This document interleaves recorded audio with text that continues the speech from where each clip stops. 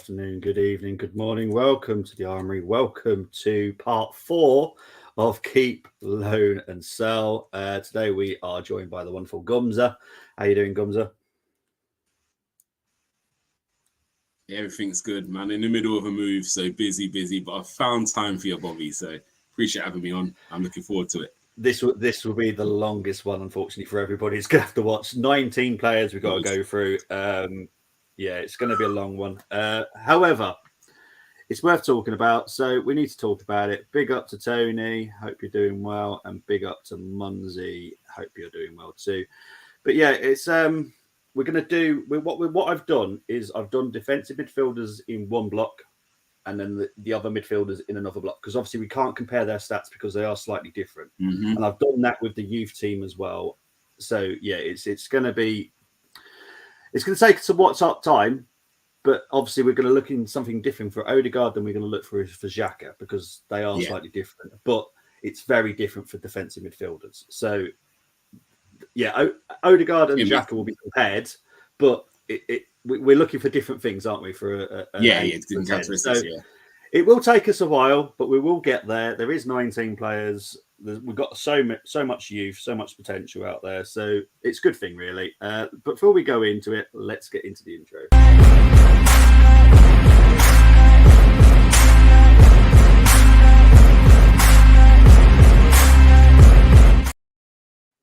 I've just noticed that this was accident, right? I know Gumza has, according to some people, an agenda against Xhaka, and Xhaka was the first person to come up. Oh God! Honestly, I'm the one that created that video, and it was absolute honest mistake. I was licking my lips on the story. Yeah, I didn't mean to do Xhaka as the first person. It was just the first person I just chose, to be honest. Right, so these, I just realised it's you. Anyway, let's get into the first teamers. These are the defensive midfielders. I'm going to have to go full screen, so I do apologise. Comments, I'm not going to be able to see the comments for a while. Right, so we're going to start with El Neni first. Let's start with him. Obviously 30. We signed him for 10 million. His current market value is 9, but I really don't care about that. 8 appearances this season, 1 goal, average rating of 6.87. Played for Arsenal 155 times, which amazes me. Goals 6, 10 assists. Now, this is obviously the important thing. This is why I've done defending stats for these three specific, because it's important. Ground duels 1 is 0.4, which is 40%. Aerial duels 1 is 0.4, 67%. 0 errors. Possession lost 0.6. Passing stats, obviously, that's very important for his position again. This is where it worries me a little bit. I know that, yes, he doesn't play much, but these stats do bear that in mind. And it's 12.8 touches per game, passing accuracy of 95%, which I do like. Now, with El Neni, obviously we've given him another contract. Obviously, his long-term injury as well. If I'm going to guess we're going to keep for this summer. But what is the long-term for you for El Neni? Is it just let him go peacefully and when his contract's gone? For me, El Neni, he's one of those guys. I feel I could see him being at the club for a couple more years.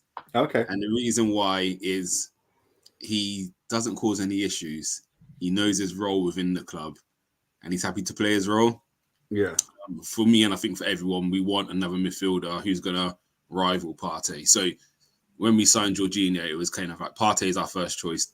In the summer, we bring in the second choice, and Jorginho drops into El Neni's role as third choice. Jorginho probably doesn't settle for that. So I feel we'll get onto him a bit later, but I think El Neni's happy picking up 5 minutes here, 10 minutes there. Do you know what I mean? Being third choice, I feel he's more happy with that role. So for me, I think for Arteta, it's a no-brainer to keep him. Yeah. Because he doesn't disrupt the camp when he's not playing. Correct. He's got experience. He seems like he's really liked in the dressing room. So he's one of them players who you're happy just to keep around because when he comes on, he doesn't let you down. Yes, he doesn't offer what the others offer, but he doesn't let you down. It's more of a safer bet than putting a youngster in there. So for me, he stays. Not because I feel him doing much for our club as such, but he's what you need at the right time sometimes where he's dependable. And he's not going to disrupt the harmony of the dressing room because he's not playing. So yeah, stats wise, again, I see the passing stats. The accuracy doesn't surprise me because he plays safe. Yeah. The touches, I think that's more to do if he doesn't play 90 minutes often. So within 10 minutes, he might get 10 touches, say. So that's why it's a lot lower than the others. Yeah. But yeah, you can see what he does. Do you know what I mean? Even his discipline, plays in an area where he's got to be combative, and that's part of his game. He gets around the pitch, and he hasn't picked up many yellow cards. So it just shows you, do you know what I mean? He does exactly what he needs to do. And he scores surprisingly more than you'd think as well, doesn't he? Like he's had some of his goals are screamers. So yeah, for me, you keep El Nene for as long as he's happy, really. And honestly, the moment he says, actually, I want to go and play first team football now, you almost grant him his wish. You can let him go for literally next to nothing. We brought him for not much, 10 million it says, and he's, do you know what I mean? You've made your money on El Nene as such. He's been here a long time. So yeah, for me, I'm keeping him unless he wants to go. But as a manager, I think he's a manager's dream, isn't he? You could probably say play right back, play left back, playing goal, he'd do anything for the club. So yeah, for them reasons, I keep El Nene. Yeah, happy to. I'm perfectly well. I'm going to agree with you there as well. Right, we'll move on to our newest signing of Jorginho before we go on to our star man party. So he's 31. We're signing for 10 million. His current market value is 34. It's a snip, isn't it? Obviously, this season he has played for Chelsea as well, so I have bear that in mind with the goals and the average rating, which is 7.05. But as you all know, he wasn't playing that well at Chelsea, so obviously our ratings have probably boosted that up a little bit. He's played in total for 8 times for us. His ground duels won is 3.5 per game, which is 54%, which is very good, to be fair. Aerial duels won 0.6, which is 56%, which again I'm happy with. Possession loss is 9.3, 0 errors so far. Touches per game is 59.1, and we can compare that with Partey. Obviously, his Partey is 78.3, so that shows the difference. Even the drop off between those two is crazy. The passing accuracy of Jorginho is 85%. So, Jorginho, I'll let you start. What you want to do? Very happy with the signing when it came in. Again, we were linked with him last summer, and I said it a few times, linked with him last summer, and I wasn't keen. This January, I was very keen to get him in because I know what he can do with the ball at his feet. We controlled a lot of the game. So I get he can't run, he's got no legs, but we keep majority of the ball, so you're not going to get exposed as much. You have seen it in his Arsenal shirt when players pushed it on him, you can see he can't get around. But he reads the game very well. I feel he's just what we needed as cover. Someone who could hit the ground running, has won things, do you know what I mean? Got good pedigree. So it's a really shrewd buy. But with that being said, I will sell Jorginho in the summer, given the opportunity. Okay. As much as, again, for me, he's a stopgap. If you get over the line and win the league this year, he's done exactly what he was brought in to do.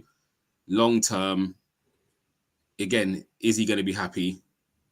Down the pecking order, I want a midfielder who can cover ground like Partey. We've seen how important Partey is.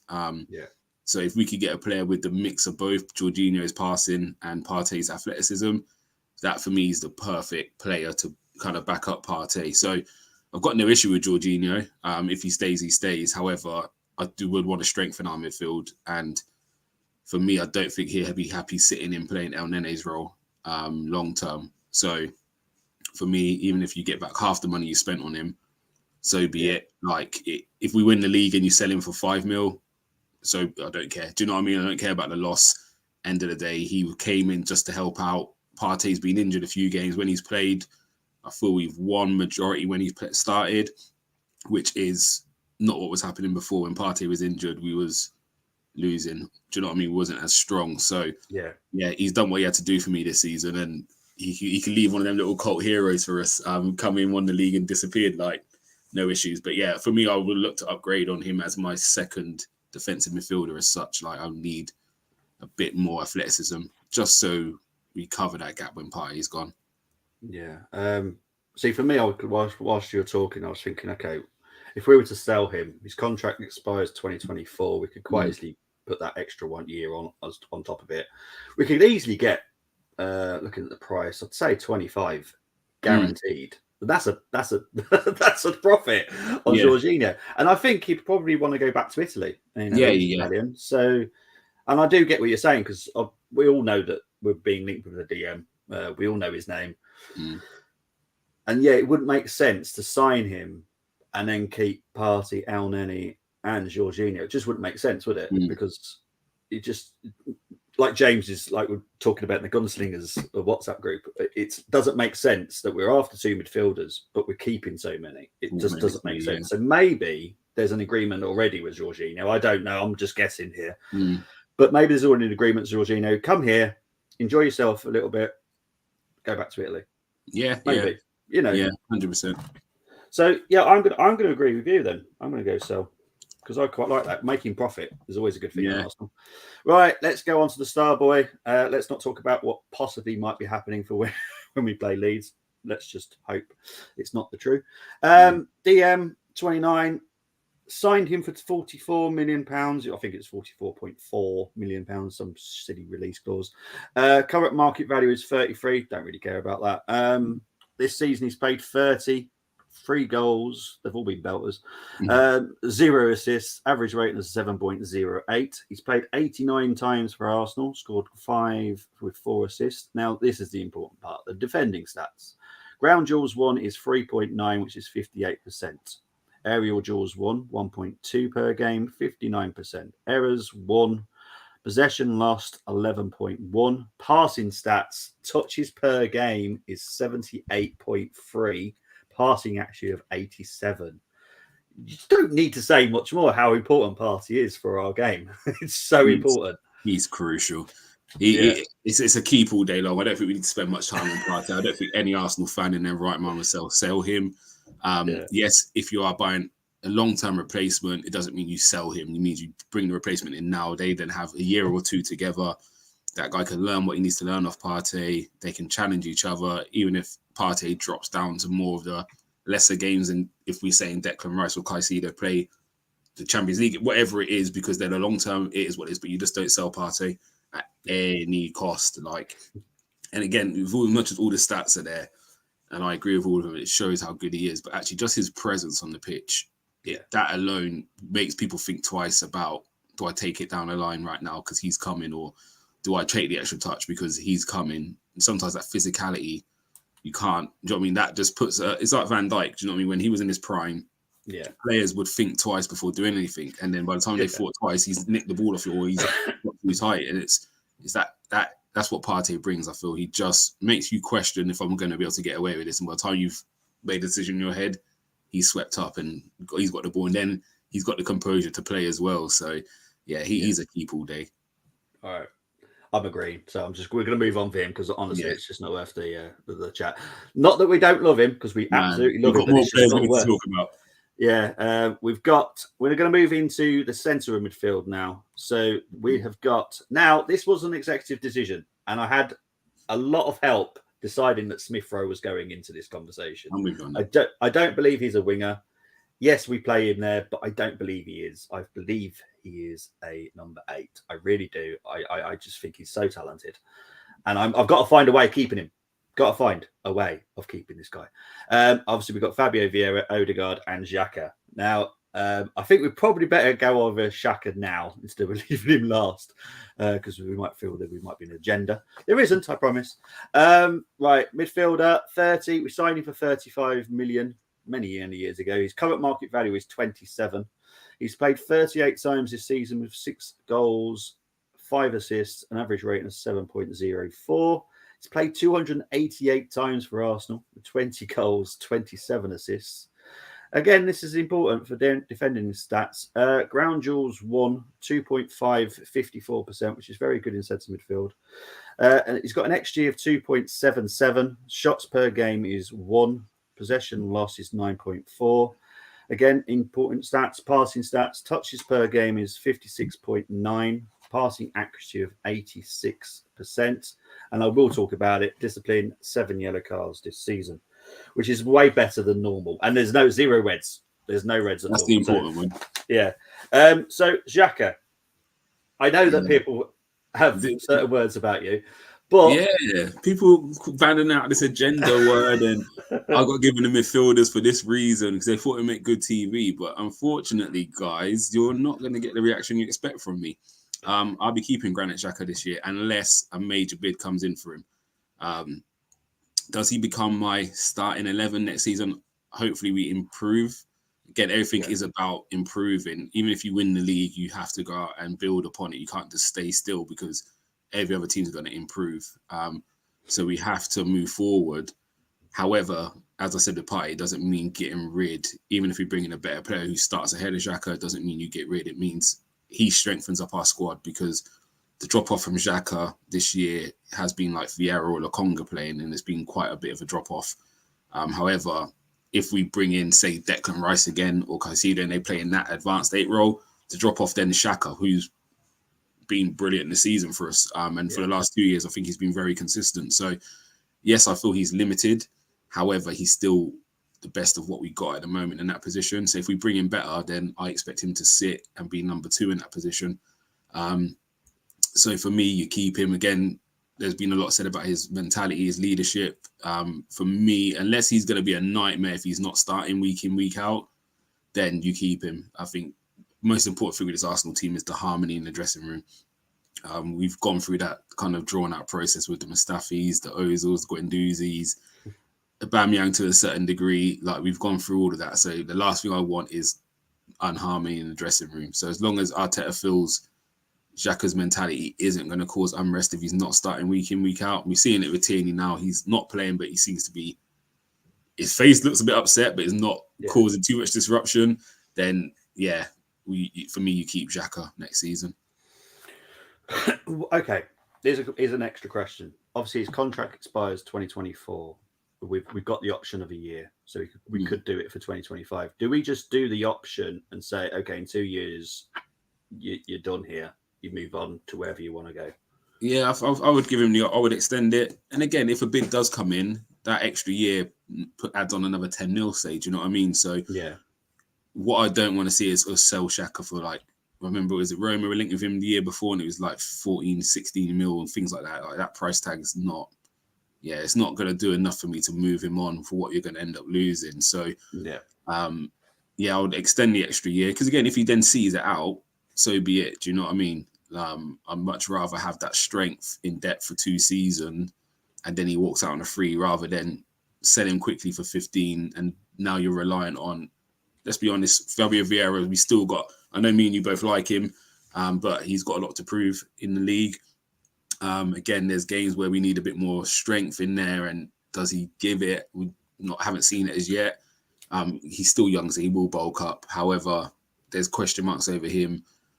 Smith Rowe, we haven't seen it much in the 8 position. So again, Xhaka, you know what you're going to get. So even if we bring in the midfielders we're after, say we brought in Declan Rice, we still then have the same problem if he's injured or if he needs a rest. You're then talking that drop off again. So for me, it's a keeper all day. Okay. I'm going to agree with you, but I'm just going to agree with the extend the contract and allow him to do whatever he wants at the end of those 2 years. You know, he's been a good servant to us. I haven't always been his greatest fan, but this season, wow. I see you've done him justice though, because I see you put up there. You didn't put up the negative stuff, like, you get me, the possessions lost that El Nene and that had, and errors, but we'll let him be because he's playing more advanced, so we'll let him be. Well, his possession loss is 9.4 because that is important, because obviously it's midfielder, so it is important that, but it's not. It's actually less than Odegaard. Yeah, but Odegaard plays with a lot more risk, and these is where stats can be dangerous.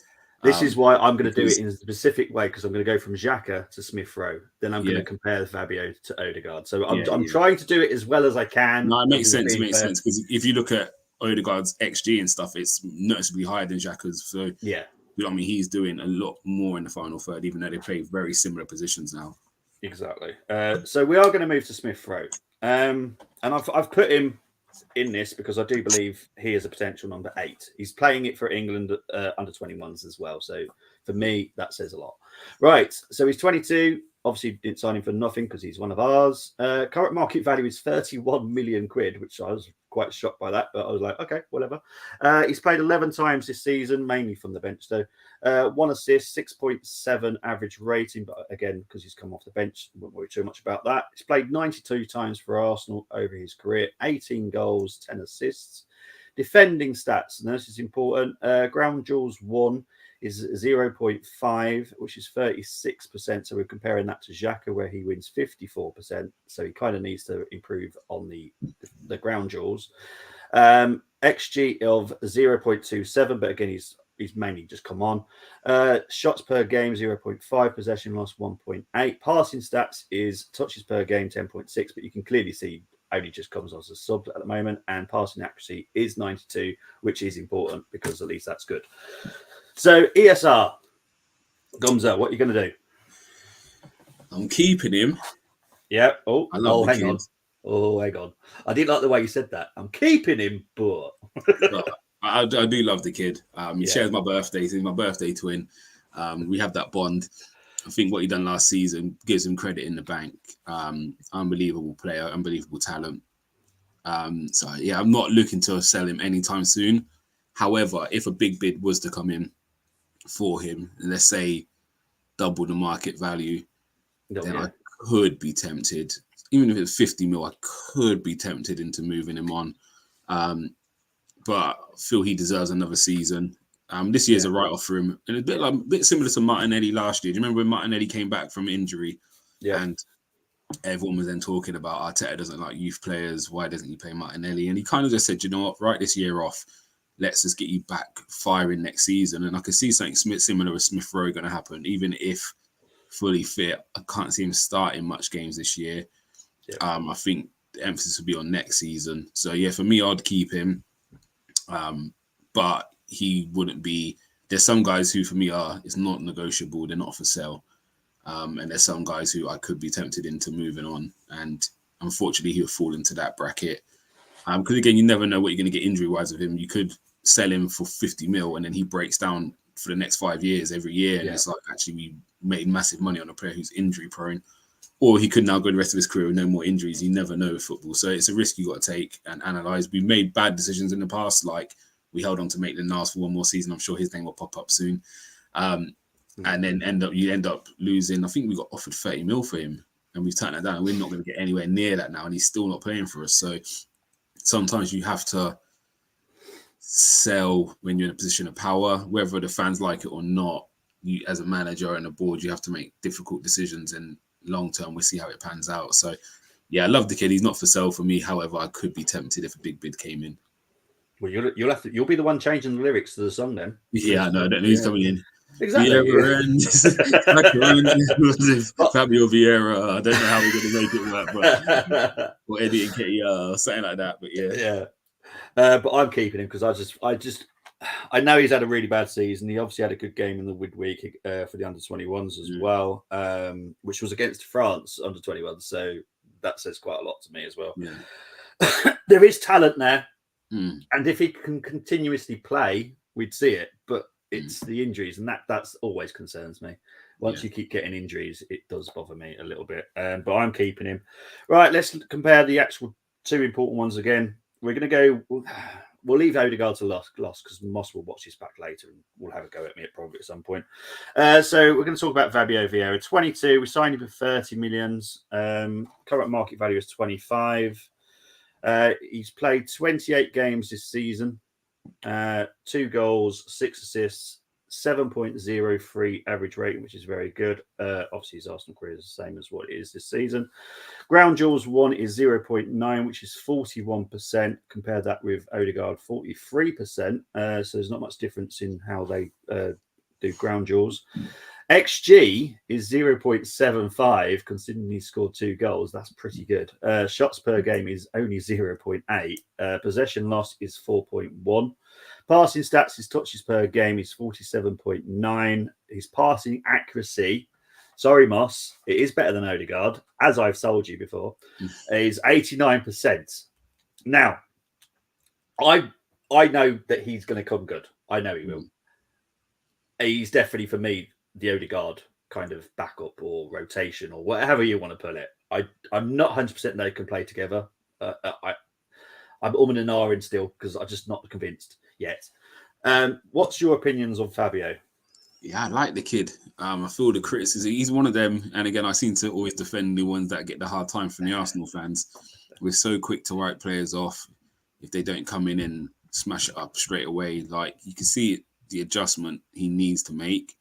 And I've got no issues with people saying he needs to improve on this, and this, whatever it is.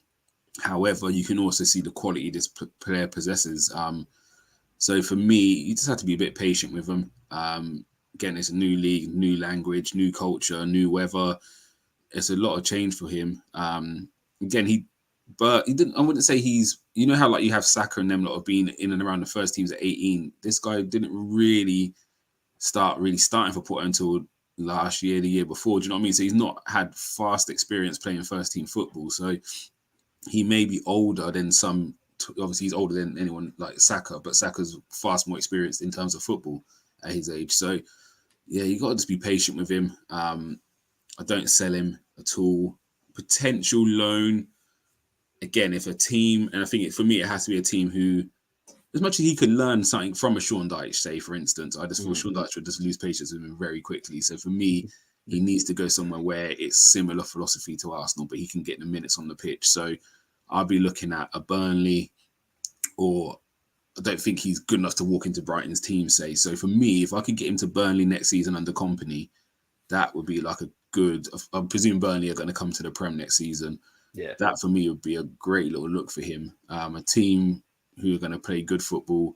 So he's not far away from our philosophy, but also he's going to get the minutes on the pitch. Because again, you can see by his percentage stats, they're pretty good for someone who plays limited minutes. Do you know what I mean? So yeah, he just needs time.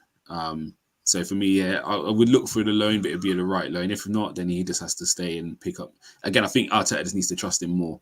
And say, actually, I'm going to keep playing you, rather than sometimes what you see is we've seen games where we're struggling to break a team down and he doesn't make subs because the drop-off's too big. I think you need to almost throw him in them games and see how he holds himself. But we're seeing it recently. He's playing a bit more in the last month. So, yeah, hopefully maybe the trust is starting to build now. But, yeah, for me, I think he's a great talent. So, yeah, there's no way I'll be looking to sell him this year.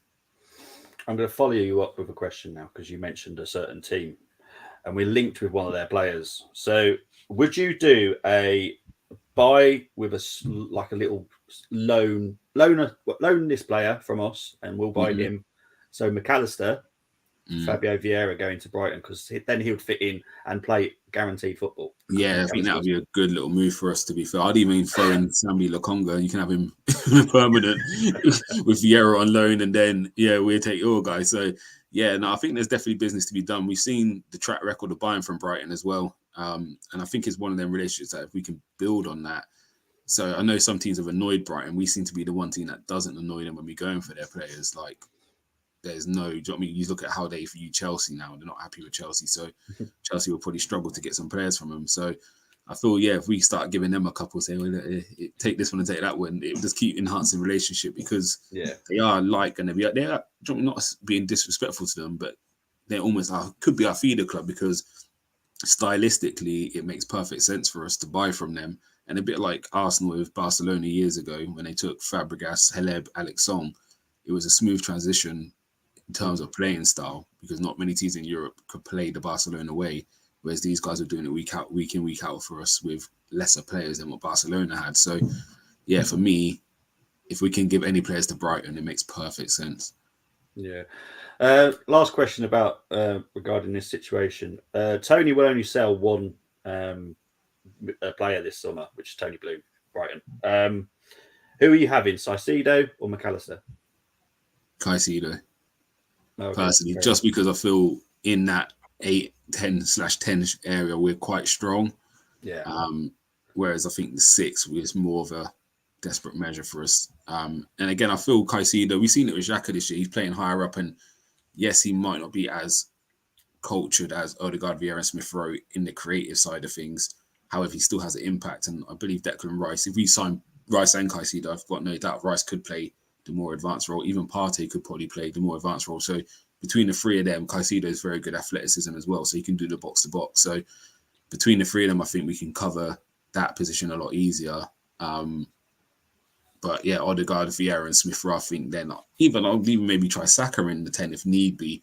Do you know? I think we can. Reece Nelson used to play 10 as a youth player as well. So I feel we've got enough players who can cover that area a bit more. So McAllister wouldn't be high up on my list personally. Okay, fair enough. Right, let's move on to Odegaard. Obviously, having an amazing season. 24, we bought him for 30. His current market value is 58 million. He's played 35 times for us this season, 10 goals, 7 assists, average rating of 7.4, which is brilliant. His Arsenal career is 95 games for us, 19 goals, 14 assists. Ground duels won is 3 per game, 43%. His XG is 8.16. Shots per game is 2.8. Possession loss is 13.3, but as Gums has said, it's the way that he plays, so yeah, it's more risky anyway. Passing stats is touches per game is 61.3, passing accuracy of 84%. I think he's been brilliant this season, personally. For me, it's definitely a keep because one, I'm good friends with Moss, and he'll get very upset if I say so. But no, he's been brilliant. Gumza, yeah, it's one of them no-brainers. It's one of them non-negotiables. You don't sell him, and in fact, he needs a new contract extension. I'm looking at that now, saying 2025 is not long enough to hold this player. We're in 2023 now, which means in 2 years he's available for a team to poach him. He needs a new contract ASAP. Yeah. Because that market value jumps up from 60 to 90 million with a new contract. So for me, yeah, you don't even let anybody get in his head from now, because there will be people talking to his agent saying, listen, if he's still available in 2 years, we'll be offering him 300,000 a week. He'd become this, that, and the other at 27. Do you know what I mean? He's in his prime. So that contract needs to be extended to at least he's 30 years old. So I would be putting an extra 4 years on that contract, if possible, three years minimum on top of that 25. So for me, that's as an important business as bringing players in this year, I think, is extending that contract. And there's a couple of others in that bracket. Yeah. That is nearly done, but Saliba and Odegaard signing a new contract is as good as a new signing for us, I feel. Yeah, because he's currently on 115,000 a week at Arsenal. So it's below Ben. Below Xhaka as well, so yeah, he definitely needs a new contract for me. Yeah, I'm not even worried that will be an issue. I want to get into the comments because I know when I'm on full screen I can't see him. I do apologise. Bazza, no, it's not Bazza. Big up to you, Munzi. Big up to Arsenal Forever. Big up, fellas. Smash the likes as you enter. Thank you very much, Arsenal Forever. I thought they have offered El Neni a new 1 year contract extension. Yeah, that's on there now. So we've got him until then. Keep Jorginho as a squad player, is what Arsenal Forever says. Our midfield isn't the same when Partey not in team, 100%. Teabag, send him to Fox River. Right. Okay. Yeah, we're not going to get into that. McAllister all day long. We can get Rice to play Partey role. Okay. Big up to Yomi. It's an interesting one. McAllister all day long. I'm not 100%. I like him. I was very impressed with him at the World Cup, but I'm just not. I'm not sure. Do you know? I like him. I like DePaul. Rodrigo DePaul's a player for me, and he's got a nastiness about him. He's small, but he gets stuck in. So I feel he'd be. Also, I'll be happy for him to play in that midfield role instead of Xhaka. Or there's a lot of players out there, to be fair. Again, Rice, Caicedo. There's so many players out there. So yeah, whoever we go for. But McAllister makes sense. Again, he knows the league, plays a similar style. He's not going to be the most expensive. So if that means you get him alongside Caicedo or Declan Rice, I'm not mad at it at all. Yeah, with what was I thinking then? Oh, it's totally got in my head now. I was thinking of something that's totally got in my head. I'll see if I can come back to that now because I've totally forgot. What was I thinking? I don't know. I can't remember now. Right, let's go on to the first teamers that are out on loan. Let's quickly cover Maitland-Niles. 25. He's on loan at Southampton. 6.81 is his average rating at Southampton. He's played 20 games. To be honest, I wouldn't even know that he's been playing. Yeah. 1 assist, 4 yellow cards.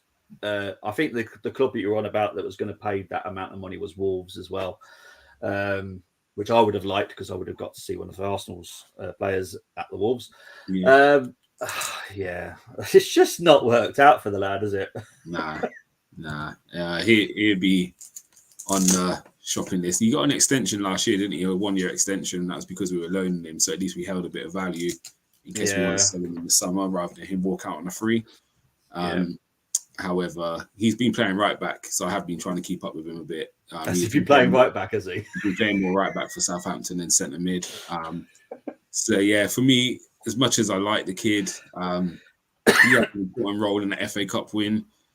Very versatile, but sometimes you have to move on. And 25 years old, he's not going to get much better. It's not saying he's reached his ceiling, but is his ceiling as high as others? So unfortunately for me, I would be looking to sell Maitland-Niles this year. Okay, yeah, I'm exactly the same, and I'm, to be honest, not going to cover it because it annoyed me that we didn't accept that money at the time, because that was perfect money. It was a ridiculous amount of money for him to be honest, and we didn't accept it, and now he's worth pretty much nothing, and we're going to get next to nothing. We'll be lucky to get 10 for him, if I'm honest, in this market. Right, Lokonga. Oh dear, 23. He's played 7 times for Crystal Palace. To be fair, he only joined in January, so I'm not too worried about that. Average rating of 6.83. I've heard some Palace fans saying he's been decent, but is he decent enough to ever be at Arsenal? I watched him in 2 games for Palace, and both he done pretty well, to be honest with you. I think it was the Liverpool game was really impressed with him. And then he came off. I think it was a red card and he came off after that. He's done all right. Again, he's going to be one of these good Premiership players, but is he good enough to play for Arsenal? I don't know. He reminds me, he's going to be like, for me, like Naby Keita, where he just doesn't pull up the trees or anything. Do you know what I mean? He's just there. He's okay, but yeah. So for me, if you could get value for him, you move him on. Maybe I insert a buyback clause. Maybe I'll do that. Yeah. Maybe I'll put a buyback in there because, again, 2 years away from the club might do him the world of good. You've seen, I don't want to write him off just yet, but he hasn't done what, especially in the Arsenal shirt. Do you know what I mean? But again, I think that comes with a lot of pressure. He started off really well. His first 5-6 months of us done really well. And then that Liverpool game just killed him. And the fans got on his back. And since then, he just hasn't recovered. Hasn't really been given too much opportunities either. Let's be honest. But yeah, for me, if he can get another loan, fair enough. If we have to sell, then I insert the buyback just in case he does do what the potential they saw in him. In case he does fulfill it, then we can get him back if he wants to come back, that is. But yeah, for me, him sitting on the bench not playing is not good enough for him. He needs to go out and play football. Yeah, big up to Yomi saying Sambia's been Crystal Palace's best midfielder. He's grown into that role, defensively aware. Never saw that at Arsenal. Yeah, he's a confidence player, though, isn't he? And that's my problem with him. And I kind of have issues with those. If you need to be expecting to play, I'm sorry, playing at Arsenal is not the place for you because it's just not going to happen. Also, Yomi said 3 million for AMF at best. I hope we get more than that, but it wouldn't surprise me. It wouldn't surprise me if he was a contract termination because I think Premier League teams are going to come in for him, but say we ain't got no money to pay for him. And I think Arsenal got a decision to make. Do you just say, right, cool, do a Bellerin, do a Mustafi, just literally say, right, your contract's out, mutual termination, and off you go and make the best. And yeah, it's harsh because, again, the academy products. I remember when my son was at academy years ago, and you talk to some of the scouts and they say their job is to try and make 5 to 10 million on each of their players. So if you come from the academy, they want to make 5 to 10. And how he sold it to me is if I sell 5 academy players for 10 million each, that goes and buys me Ozil or Sanchez, and that's who was kind of at Arsenal at the time. So, and you would thought, they're 45 million players. So your academy can fund those type of players for you. So again, where we may have gone wrong with Maitland-Niles is maybe we held on to him too long, and now he's back on the decline valuation-wise. So, yeah, I think if you can get 5 mil, I think you take it. Yeah, exactly. But yeah, I think we'll be lucky. As for Lokonga, for me, I'm sell, but with a buyback clause because just in case, I don't think it's going to happen. I'm disappointed. I was looking forward to him, but it's just not impressed me at all. Right, let's go into our youth academy that are still with us because there are 3 out on loan. So first one we're going to talk about is Mario Bandera, 19. He can play DM, midfield and he's attacking midfielder. So he hasn't really chosen. I think I've put him in the DM. Hang on. No, he's more of a midfielder. There we go. Right. So because I've got 2 on the defensive midfielder and 5 on the midfield, possibly it's attacking midfielders. So he's played 15 times for the Premier League 2, 2 goals, 1 assist, 4 yellow cards. Do you know much about him? Don't know too much about him. So for me, it's very simple with these players. All of them need a loan before I assess what I do with them, if I'm honest with you. Okay. Again, whether that be Championship or below, again, 19, he's got time on his hands, so maybe I look for League One first year, then Championship, and then we can assess him properly. And as I said, at this age here, players develop at different times. One of them might actually come off flying, but might not end up the better player. I remember my nephew was at Southampton Academy, and coming up through the years, Gareth Bale wasn't the highest rated out of the 3. It was Nathan Dyer was the one they really rated at youth level. Then it was Walcott, then it was Bale, then obviously Walcott jumped into the first team first at 16, and he was the okay. And then you saw what happened with Gareth Bale. So for me, with youth players and coaches, everyone sees something different in different players. So correct. For me, it's you just kind of loan these guys, like let them get their experience, and then we start assessing it. Okay. Yeah, I'm going to agree with you on Marrow. Okay, now these 2 are the defensive midfielders, but they can play in midfield if necessary, but they are more defensive minded. So you've got Jack Henry Francis. He's 19. He's played 10 games this season in the PL2. 1 goal, 1 assist. Know anything about Henry Francis? No, not too much about That's right. So you're going to agree with the loan again? Loan, yep. Youth players get a chance, get minutes.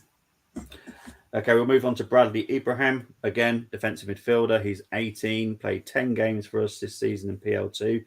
As you can see, he's got 5 yellow cards, so he's got a bit of a temper. But are we going to loan him as well? Yeah, I feel hopefully he'll go out. Again, a bit younger than the other 2. So maybe he may stay for 1 more season and play in the Premier League 2. But yeah, if he's rated high enough, he may go out this year. Okay. Right, we've got Katalin Herjan. I believe he's Romanian. 20. He does actually can play right back. So Moss told me the other day as well, because Moss was watching the under-21s. He can play right back, but he can also play right midfield. He's played 12 games this season, 1 goal, no assist, 2 yellow cards. I know he's just signed his new contract within the last few weeks because it was on his Twitter. So what are you going to do with Katalin? The same thing, loan him out? Yeah, loan with maybe an option to tie him out for a sale. Again, these players are now getting to the end of. You're as old as me, but obviously you understand the under-21 process. It then trying to move to under-23s, then it moved to Premier League 2. So he's kind of at the top age. And again, if you're looking at players his age who are already kind of breaking in and playing, again, you still have to give time because he may be a late developer.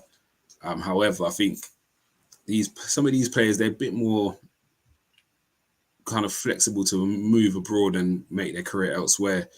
Again, he's coming from, I think you said Romania. So again, he's obviously had to adjust to our culture and language. So he's probably going to find it a lot easier, again, moving again than some of the other young players.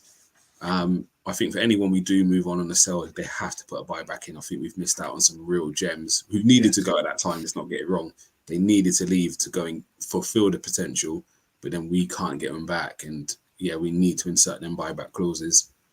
So he would be one, if we could get him a good loan, but if a team came in with a couple of million bid, then I would be interested maybe potentially in selling. Yeah.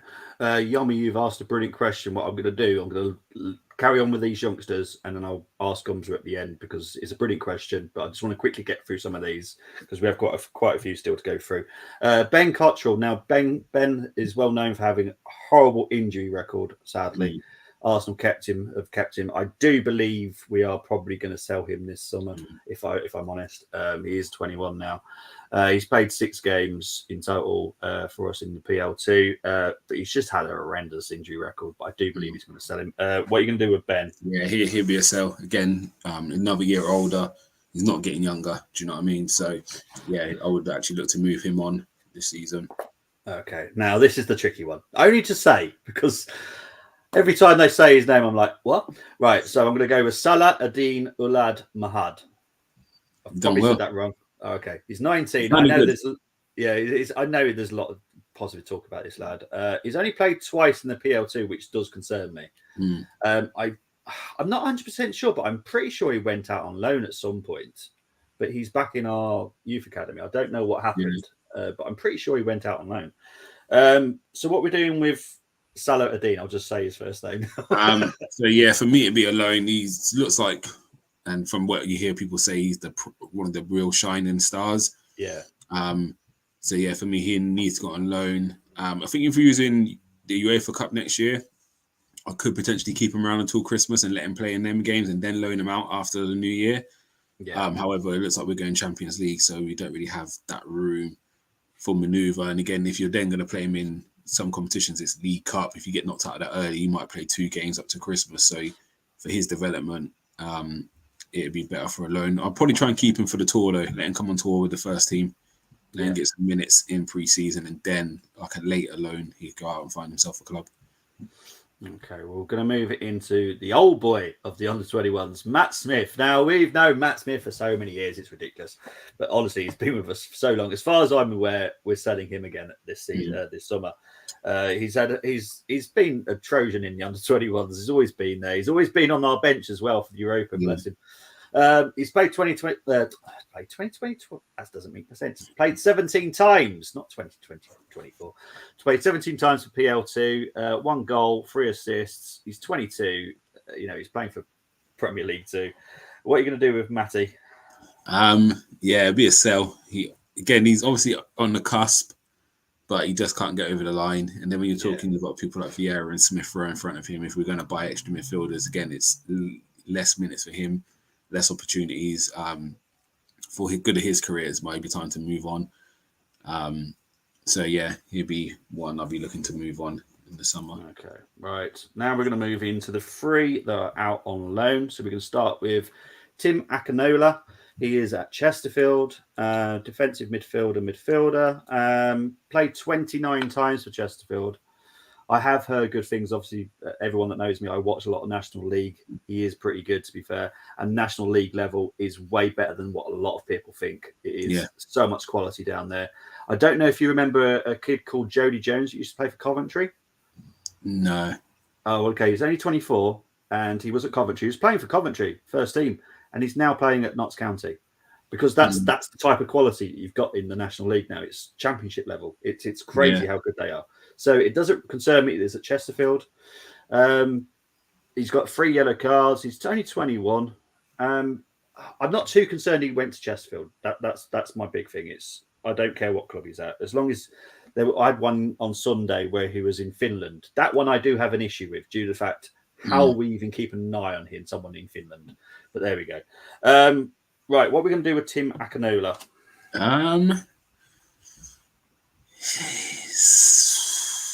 It's a difficult one for me, this one. Again, he's showing promise. He's played a lot of minutes down. Again, it is a good standard. You learn a lot down there. You actually have less time on the ball at that standard down there than you do in the Premiership. Yes, the game's faster in the Premiership, but the lower level is more intense. You don't have much time. Pitches aren't as good. You're not playing on carpet, so your touch has got to be immaculate because that thing could bobble anywhere. And you ain't got VAR, so elbows get left in, tackles are a bit higher. You have to look after yourself. So it's been a really good year for him. I'll be tempted for one more loan. Again, come in pre-season, let's see where you are. Then I'll be tempted for one more loan, and can that loan be nearer to the Premier League? It may be abroad, it may be Holland, maybe somewhere like maybe Germany. But that higher level loan. Again, I wouldn't be angry if we kept him just as a backup. Because again, and I think I'll put him and Aziz in that bracket. You know, that backup player, almost like we said with El Nene. Just maybe do we keep him there and say, can you get in front of El Nene? Because for me, I wouldn't want Patino to have that. I want Patino. We're going to get into him. He needs to play another 35 games next season. Whereas Akinola at 21, it's a horrible game because you want all of them to develop. But as a manager, you have to think of who your prize gem is and making sure he's looked after the most. So if it means I sacrifice one of the other two in order to bridge the gap for Patino to come in and it be seamless and then he takes over, maybe Akinola might get that role. And again, it's then for him to, if you get the opportunity to hold on to it, you get your shot, you hold it, make it hard for Patino to come in next season and take that role. Do you know what I mean? Or you got to go and play elsewhere because the backup for the DM is me now. Do you know what I mean? So I would give him pre-season and see what I then think. Personally, could be a loan. Right, we're gonna leave Charlie till last because that kid I'm excited by. We're gonna move into Aziz now. He's at Wigan now, but I'll be honest, it's not going very well at Wigan. Same as Rekic, he's there as well. It's not going well. Obviously, they're just having an absolute meltdown at Wigan, and it's not their fault. But he has played 17 times. That is due to the fact he obviously played for Ibiza, the first part of his. I think pretty sure he went to Ibiza for the first part of the season and then went to Wigan in January. So that's why he's played 17 games. He's got 1 goal, 7 yellow cards, which does concern me, but he's a big fella. So it's quite easy to get a yellow card with his build. What are you going to do with Miguel Aziz? Because obviously he was someone that we were very excited by, but it's kind of gone fizzled out a bit. Yeah, again, he could be one who gets moved on. I think even you look at what's happening with him on these loan spells, it doesn't read great. If you're Arteta and you're looking from the outside in, if you've got to say, right, who's had the better year, you're looking at Akinola to say actually he's been consistent. Just, some of them problems you don't want as a manager, like why is he down in tools? Why is he not standing out at that level? I get it's not as easy as because you come from Arsenal, you're going to be the best player in that team. Styles as well. You might have a manager who's playing long ball, so you're not even getting touches in midfield. You're just playing head tennis, just watching it go over your head and back over. So these things all have to be taken into account when you've got a young player on loan in the lower leagues. However, again, there's other players who are doing better than him, so he will have to come in pre-season and really show something as to why we need to keep him. He would be one I would look to move on. If out of the 3, he'd be the one I look to sell. Okay, fair enough. So you're selling.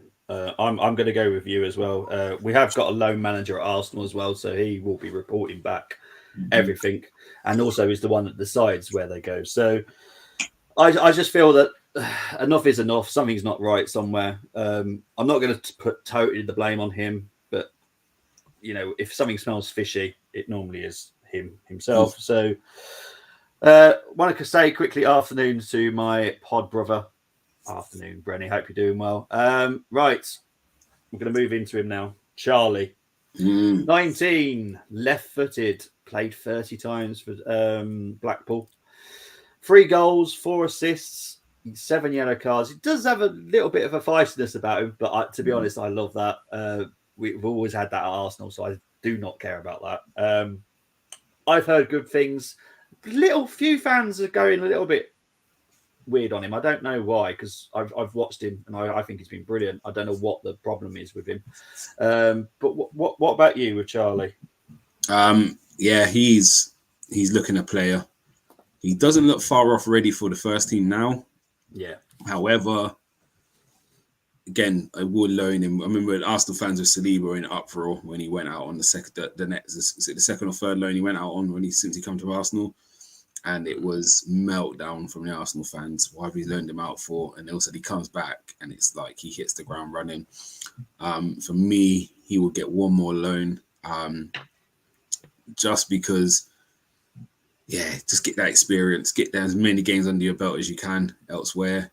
Again, he could be one where I'm maybe looking at Germany, maybe looking at Holland for him if I can't get him a Prem club. I don't think he needs to. Even Championship's still good enough. Like, the fact is, it doesn't matter where you're playing your football as long as you're playing. I'm probably going to develop more playing in non-league if I play 50 games than you playing 2 games in the Premier League. Like, my development will probably be greater than yours. So, get him. Just keep letting him develop. He does look like a special talent now. So I expect to see him in that first team very soon. However, what I don't want is, you've seen it with some players, even to Reece Nelson, who struggle to get minutes. You can see there's a player there, but it's just like, where are you finding your minutes? And for me, go and play, go and enjoy playing, go and get the experience, go and play in them other leagues. It's maybe a bit rougher. Again, he would have bulked up 7 yellow cards. fills me with a bit of joy that he's going to hold his own. And I'm not interested in what the Blackpool fans have to say. If I'm honest, I'm selfish in my assessment of Patino. It's all about him playing football. So, yes, everyone else at Blackpool may be thinking relegation, could be thinking promotion.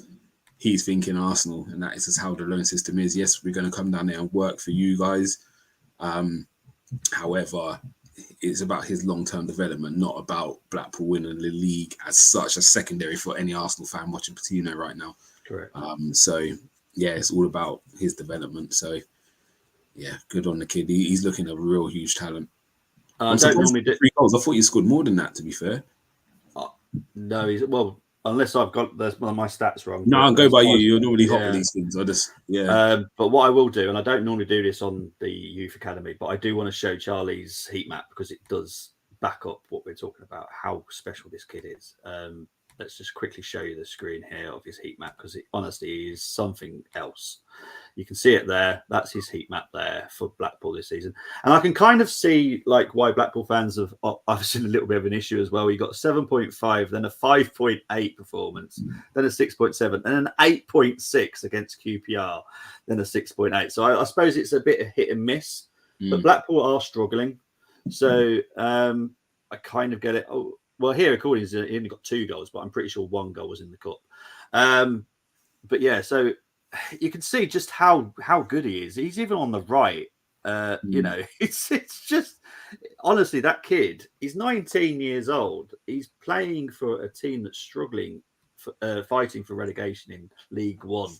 It just tells you everything about the mentality of this kid. He is special.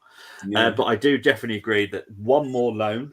I don't think he's ready for next season because we are doing Champions League next season as well. So he needs that extra level, not just a level. He needs an extra level. So I'm thinking lower Premier League for me for next season. Burnley would be great if I'm honest. If Crystal Palace stay up, Crystal Palace. Don't shoot me, Crystal Palace fans, but you are in the relegation fight still. You just don't know.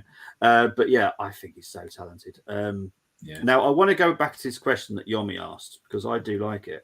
Where do you think is better to send our youngsters, abroad or the Championship? Seeing how France League has helped Saliba and Flo, should we focus more on that type of model? I love this question. It's brilliant. Yeah, it's a good one.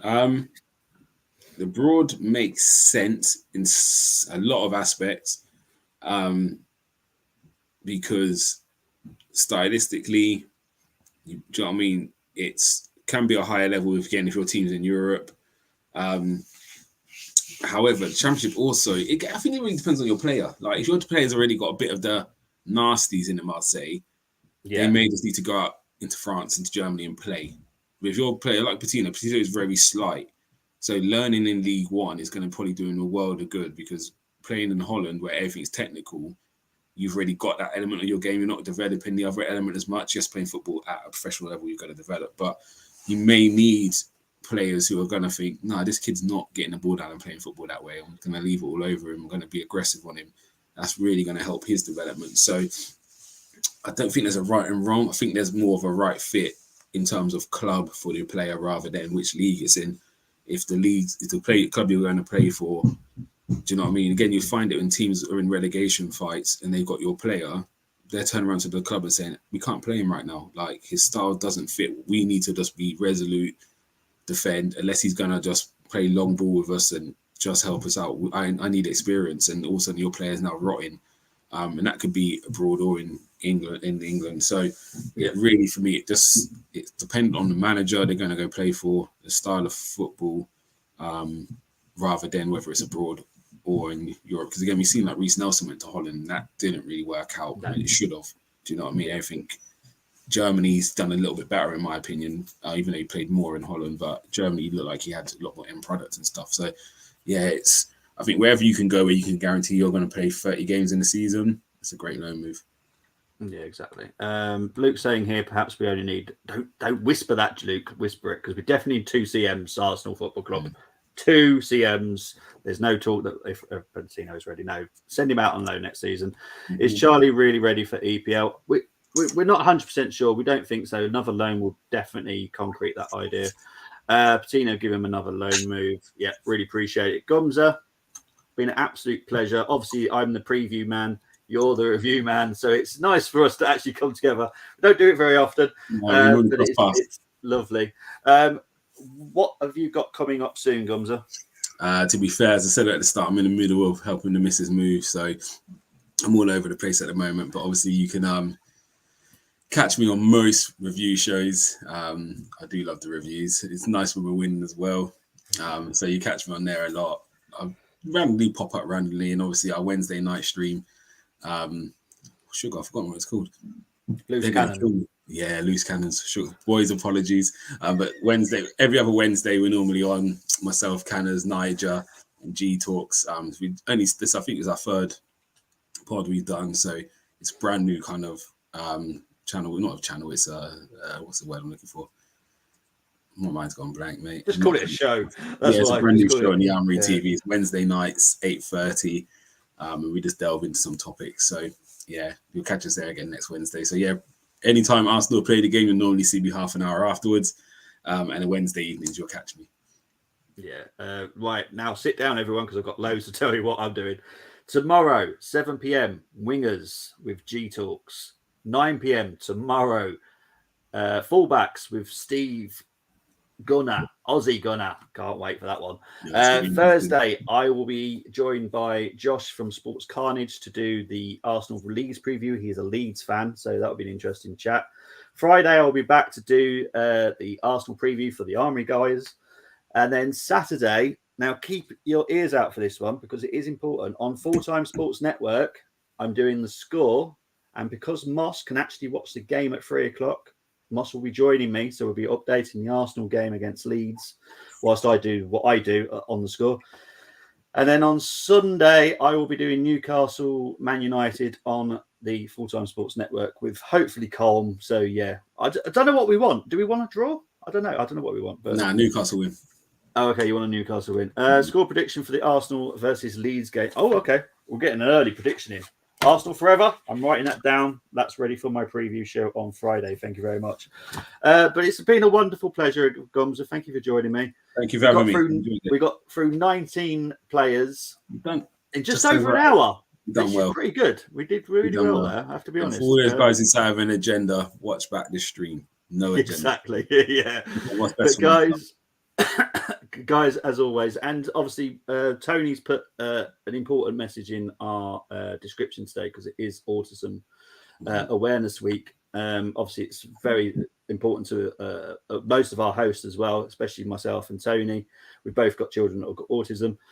So please check out the link in the description if you can. It's for the whole week, and donate if you can. But if not, just read and educate yourself a little bit about it. It's worth a read. And as I've told you, I'm always going to be doing this now because this is a new way for me to do it in BSL. Come on, Arsenal, and I'll see you all very soon. Take care, everyone. Bye bye.